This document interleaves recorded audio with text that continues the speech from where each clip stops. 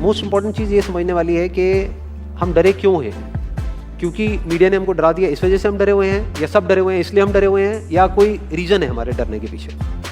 Basically जो information है जिसके बेस पे हम सोच रहे हैं वो इन्फॉर्मेशन सही इन्फॉर्मेशन नहीं है, वो कंप्लीट इन्फॉर्मेशन नहीं है, वो इनकम्प्लीट इन्फॉर्मेशन है। इस वजह से हम डरे हुए हैं। अगर एक बार क्लियर हमारे पास में इन्फॉर्मेशन आ जाए, हमको क्लियरली समझ आ जाए कि एग्जैक्टली हो क्या रहा है, तो हो सकता है हमारा जो डर है वो बहुत ही कम हो जाए या फिर बिल्कुल ही खत्म हो जाए। करंट सिचुएशन ये है कि नियर अबाउट 2 लाख केसेस हो चुके हैं इंडिया में, करीब करीब 5,800 डेथ्स हो चुकी हैं, 40 लाख टेस्ट हो गए हैं। और ये सबसे इंपॉर्टेंट है समझना हमको कि इस टेस्ट का क्या रोल है, जो भी हमारा डर है उससे उसका क्या कनेक्शन है। तो अगर मैं किसी से भी पूछूंगा कि भाई आप क्यों डरे हुए हैं, वो कहेंगे कि इसमें डेथ रेट बहुत ज़्यादा है। मैं कहूँगा कितना ज़्यादा है, तो कहेंगे 2 लाख में से 5800 की डेथ हो गई है। तो दैट मीन्स कितना हो गया डेथ रेट, नियर अबाउट 3% हो गया। 3% का मतलब कि 100 लोगों को होता है, उसमें से 3 की डेथ हो जाती है। क्या ये सच है? ज़रूरी क्यों है? क्या इंडिया की पॉपुलेशन 40 लाख है? नहीं है। इंडिया की पॉपुलेशन क्या है? 130 करोड़। उसमें से टेस्ट कितने हुए हैं? 40 lakh, which is not even 1%। 1% भी देखे तो 1 करोड़ 30 लाख होता है। तो 40 लाख टेस्ट हुए, जिसमें से केसेस कितने डिटेक्ट हुए? Near about 2 lakh. तो अब एक्चुअल में डेथ रेट कितना है उसको कैलकुलेट करना बहुत जरूरी है। उसी के बेस पे डिसीजन निकलेगा कि इससे हमको डरना चाहिए या नहीं डरना चाहिए। किसी भी बीमारी से हमको डरना चाहिए नहीं डरना चाहिए, that is not on the basis of कि उसका इलाज है या नहीं है। क्योंकि इलाज तो अभी तक सर्दी जुकाम का भी नहीं है, सर्दी जुकाम की भी कोई वैक्सीन नहीं है। क्या हम उससे डरते हैं? नहीं डरते हैं। क्यों? क्योंकि ज्यादा लोग नहीं मरते हैं। तो सबसे पहले डेथ रेट कैलकुलेट करते हैं कि एग्जैक्टली कितना है। कितने टेस्ट हुए? 40 लाख टेस्ट हुए, उसमें से 2 लाख लोगों को हुआ, तो नियर अबाउट एवरेज कितनी आई? 5%। अगर यही हमने 4 करोड़ टेस्ट करे होते तो कितने डिटेक्ट हो गए होते? अब तक 20 लाख हो जाते। 40 करोड़ करे होते तो कितने हो जाते? 2 करोड़ हो जाते। टोटल अगर कर लिए होते हमने टेस्ट 130 करोड़ का, तो कितना नंबर निकल करके आ जाता? Near about 5 crore. इसका मतलब 5 करोड़ लोगों को या तो आज की डेट में है या हो चुका है। और एक और मजे की बात यह है कि कोरोना में ऐसा नहीं है कि जिसको भी होता है उन सबके सिम्टम्स आते हैं। 80% से ज्यादा जो केसेस होते हैं वो असिम्टोमेटिक होते हैं, उनमें कोई सिम्टम्स नहीं आते हैं। यानी अगर मुझे हो गया है और मैं ठीक भी हो गया हूं तो मुझे पता तक नहीं है। वो तब मुझे पता लगेगा अगर मैं अपने टेस्ट कराऊंगा जिसको एंटीबॉडी टेस्ट बोलते हैं, और मेरी बॉडी में एंटीबॉडीज मिलेगी, तब मैं कह सकता हूं कि हाँ मेरे को था और वो ठीक हो गया है। तो अभी अगर हम बेसिक सी कैलकुलेशन करें तो 5 करोड़ निकल करके आ रहा है नंबर। उसमें से डेथ कितनी हुई है? 5,800। तो 5 करोड़ में से 5,800 डेथ हुई है। पहले तो इसको कैलकुलेशन को हमको ठीक करना है। डेथ को अंडर रिपोर्ट करने का कोई तरीका नहीं है, बल्कि ओवर रिपोर्ट किया जा सकता है। ओवर रिपोर्ट कैसे? फॉर एग्जांपल आपकी बॉडी में टेस्ट हुआ, आपकी बॉडी में मिला कोरोना वायरस, लेकिन आपके अंदर पहले ही बहुत सारी प्रॉब्लम्स चली रही थी, तब भी आपकी किसी ना किसी वजह से डेथ होने ही वाली थी।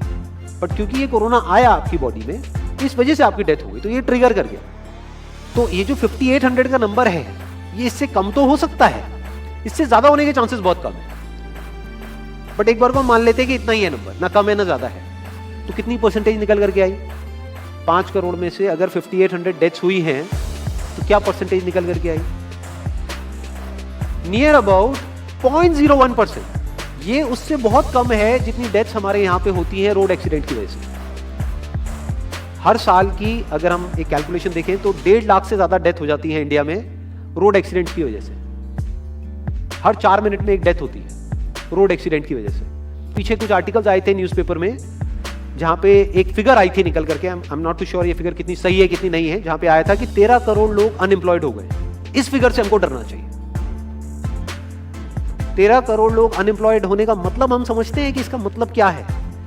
इसका मतलब ये, अगर इकोनॉमी पॉइंट ऑफ व्यू से देखोगे, कि ये जो 13 करोड़ लोग हैं ये अपने जो खर्चे हैं वो बहुत ही लिमिट में कर देंगे। जिस बंदे की नौकरी चली गई है, क्या वो जाकर के मार्केट में नए कपड़े खरीदेगा? क्या अपने बच्चों के लिए खिलौने खरीदेगा? ट्रैवल एंड टूरिज्म तो भूल ही जाओ। ऐसी और हजारों इंडस्ट्रीज हैं जिनकी धज्जियां उड़ जाएंगी क्योंकि डिमांड कम हो जाएगी ओवरऑल इकोनॉमी के लेवल। जब डिमांड कम होगी तो क्या करना पड़ेगा इन ब्रांड्स को, इन कंपनीज को क्या करना पड़ेगा, इन मैन्युफैक्चरर्स को क्या करना पड़ेगा? अपनी सप्लाई को कम करना पड़ेगा। जितनी उन्होंने सप्लाई कम करी, अनएम्प्लॉयमेंट और बढ़ गया। आज जो नंबर 13 करोड़ है वो बढ़ करके कितना हो गया? 20 करोड़। यानी ये पूरा का पूरा लूप बन जाएगा। इस लूप को बोलते हैं रिसेशन, जो ग्लोबली ऑलरेडी रिसेशन आ चुका है। और अगर यही रिसेशन और डीप होता चला जाए तो उसको बोलते हैं डिप्रेशन, जहां से एक इकोनॉमी को बाहर आने में 5 से 10 साल लगते हैं। तो इकोनॉमी का पहले ही बुरा हाल था, प्लस इस कोरोना की वजह से और बुरा हाल हो गया है। प्लस जो रहा सहा हमारा जो अपना डर है वो सिचुएशन को और खराब करता चला जा रहा है, और इस डर को हर कोई बढ़ा रहा है, कोई भी कम करने का काम नहीं कर रहा। एक्चुअल में अगर आप मेरे स्टैंड पॉइंट से देखोगे तो डरने की कोई जरूरत ही नहीं है, क्योंकि जो डेथ रेट है वो बहुत ही कम है, तो हम डर क्यों रहे हैं? सोचो, बस इसलिए कि डेथ नहीं होनी चाहिए। अगर यही हमारा ऑब्जेक्टिव है कि डेथ नहीं होनी चाहिए, मतलब हम कहते हैं कि किसी की डेथ नहीं होनी चाहिए, तो फिर तो लॉकडाउन परमानेंट हो जाना चाहिए, सड़कों पे निकलना ही नहीं चाहिए, क्योंकि सीधा सीधा 1.5 लाख डेथ बचेंगी। 1.5 लाख लोग जो हर साल एक्सीडेंट में मरते हैं उनको हम बचा सकते हैं ना, उनकी लाइफ बच जाएगी। परमानेंट कर दो लॉकडाउन को, कैसा है आइडिया? इस डर को हमको खत्म करना पड़ेगा, तब जाकर के इस प्रॉब्लम का एक्चुअल में सॉल्यूशन निकलेगा, जो रियल प्रॉब्लम है। और रियल प्रॉब्लम कोरोना नहीं है, रियल प्रॉब्लम क्या है? हमारी जो इकोनॉमी है। रियल प्रॉब्लम क्या है? अनएम्प्लॉयमेंट। तो इस वीडियो के थ्रू मैं अपनी एक हम्बल रिकमेंडेशन देना चाहूंगा गवर्नमेंट ऑफ इंडिया को, या जो भी लोग एक पर्टिकुलर पोजीशन पे हैं उन लोगों को, कि हमको टेस्ट करने कम करने हैं, टेस्ट बढ़ाने नहीं है। अभी हम गलती क्या कर रहे हैं? टेस्ट बढ़ाते चले जा रहे हैं, जिसकी वजह से केसेस बढ़ते चले जा रहे हैं, जिसकी वजह से डर बढ़ता चला जा रहा है। गवर्नमेंट क्या एक क्राइटेरिया नहीं बना सकती कि जो क्रिटिकल केसेस है बस उन्हीं का टेस्ट करो, क्योंकि उन्हीं को हॉस्पिटल में एडमिट करने की जरूरत है, तो उन्हीं का टेस्ट होना चाहिए ना। जो वैसे ही ठीक हो रहे हैं, अपने आप ही ठीक हो रहे हैं, जिनको माइनर सिम्टम्स हैं और वो खुद ही ठीक हो रहे हैं, उनका टेस्ट करने की क्या जरूरत है? उससे तो पैनिक और बढ़ेगा। और अगर टेस्ट कर भी दिया तो हम करने क्या वाले हैं? उनको क्या हॉस्पिटल में एडमिट करने वाले हैं? नहीं, घर पे क्वारंटाइन करने वाले हैं। अब प्लस ये इन्फॉर्मेशन क्यों नहीं जा रही लोगों के पास में कि इतना डरने की जरूरत नहीं है जितना आप डर रहे हो। हाँ ठीक है, प्रिकॉशंस लो, सेफ्टी मेजर्स लो, सोशल डिस्टेंसिंग को मेंटेन करो, लेकिन इतना डरने की जरूरत नहीं है जितना आप लोग डर गए हो, क्योंकि डेथ रेट कम है। ये इन्फॉर्मेशन जानी चाहिए अब लोगों के पास में, वक्त आ चुका है।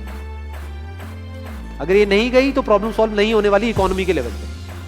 कॉन्फिडेंस खत्म हो चुका है, रियलिटी को हमको पहले समझना होगा। अभी प्रॉब्लम क्या हो रही है? हम कह रहे हैं कि हाँ कंस्ट्रक्शन एक्टिविटीज अलाउड है। गवर्नमेंट को क्या लग रहा है? अलाउड बोल करके सारी प्रॉब्लम सॉल्व हो जाएगी। अलाउड तो हो गई, बट मेरे जो फ्रेंड्स हैं जो कंस्ट्रक्शन इंडस्ट्री में हैं वो बता रहे हैं कि लेबर ही नहीं है, लेबर सारी अपने गांव चली गई है। तो अब कौन कंस्ट्रक्शन करेगा वहां पे? अब ये लेबर चली तो गई है, इसको वापस कैसे बुलाओगे? मीडिया में अगर रोज ये दिखेगा कि केसेस बढ़ रहे हैं, केसेस बढ़ रहे हैं, केसेस बढ़ रहे हैं, वापस आएंगे वो लोग? 1 से लाख नहीं आएंगे। तो उनको मीडिया में क्या दिखना चाहिए, न्यूज में क्या दिखना चाहिए? कि अब ये प्रॉब्लम सॉल्व हो रही है। तो लोगों के अंदर का डर निकलना चाहिए। यानी जो भी मैंने अभी तक कहा, अगर मैं उसको सम अप करूं तो वो क्या है प्रैक्टिकली, अगर पॉइंटर्स में सॉल्यूशन देखा जाए। नंबर 1 मोस्ट इंपॉर्टेंट, टेस्ट धीरे धीरे हमको कम करने हैं, बढ़ाने नहीं है। दिन के 1 लाख टेस्ट हो रहे हैं, मैं ये नहीं कह रहा कि एकदम से 10,000 कर दो, 1 लाख के 90,000 कर दो, एटलीस्ट बढ़ाओ मत। समझ गए? 1 लाख के 1.5 लाख टेस्ट मत करो दिन के, 2 लाख मत करो, क्योंकि तब भी 36 साल लगेंगे पूरा करने में। अगर आपने स्पीड डबल भी कर दी तब भी 18 साल लगेंगे। 18 साल तक तो पता नहीं ये बीमारी कहां होगी, किसी को याद तक नहीं होगा। तो करना क्या है गवर्नमेंट को? अगर थोड़ा सा सेंसिबली चले कि टेस्ट को धीरे धीरे कम करते चले जाए, यानी 1 लाख से 90,000 कर दो, फिर कुछ दिन बाद 80,000 कर दो, फिर 70,000 कर दो। इसकी वजह से क्या होगा? मीडिया में केसेस कम होते हुए दिखेंगे, अखबारों में केसेस कम होते हुए दिखेंगे। हर जगह पे जहां पे अभी आ रहा है कि अभी तक की सबसे बड़ी फिगर, आज तक के सबसे ज्यादा केसेस, वो सब धीरे धीरे कम हो जाएंगे। कम मीडिया में पैनिक फैलेगा, कम पैनिक फैलेगा लोगों में, धीरे धीरे लोग बाहर निकलना शुरू होंगे, जो अभी नीड ऑफ द आवर है। धीरे धीरे लोग बाहर निकलेंगे, धीरे धीरे डिमांड बढ़ेगी, धीरे धीरे लोगों में कॉन्फिडेंस आएगा, धीरे धीरे लोग जो गांव चले गए हैं वो वापस आएंगे। एक्चुअल में काम शुरू होगा, ऑन पेपर नहीं कि काम शुरू हो गया है, एक्चुअल में लोगों का काम शुरू होगा, लोगों का काम शुरू होगा, इकोनॉमी शुरू होगी। बिल्कुल ऐसा है जैसे 2 महीने के लिए आप किसी गाड़ी को बंद करके कहीं पे रख दोगे रात में, तो क्या होगा? बैटरी डाउन हो जाएगी। उसको क्या करना पड़ेगा? उसको धक्का मारना पड़ेगा। तो अभी उस धक्के की जरूरत है, जंप स्टार्ट की जरूरत है। अब जो टाइम है वो डरने का नहीं है, इस डर को खत्म करने का है, क्योंकि कोरोना ने जितने लोगों को नहीं मारा, ये डर मारने वाला है असलियत। तो अब इस डर को खत्म करने का टाइम आ गया। अब हम सबको मिलकर के दिमाग ये लगाना है, ये नहीं कि डर को कैसे बढ़ाएं, बल्कि दिमाग ये लगाना है कि डर को कैसे कम करें या खत्म करें, और लोगों के कॉन्फिडेंस को कैसे वापस से लेकर के आए।